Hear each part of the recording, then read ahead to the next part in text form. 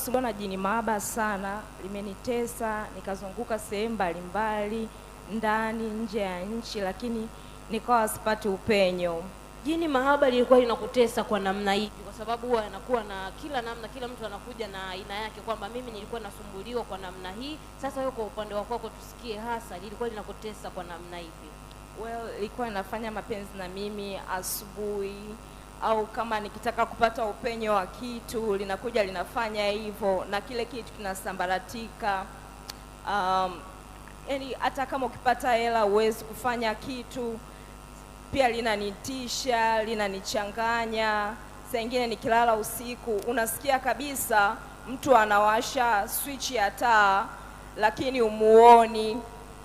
Pia kuna kipindi nikaenda kwenye maombi mazito sana nje ya nchi.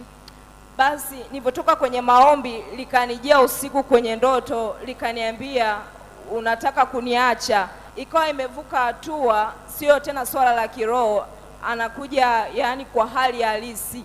Leo hii anakuja sura hii, kesho sura ile. Kwa hiyo nikaa nimeshafikia hatua yani nimechoka.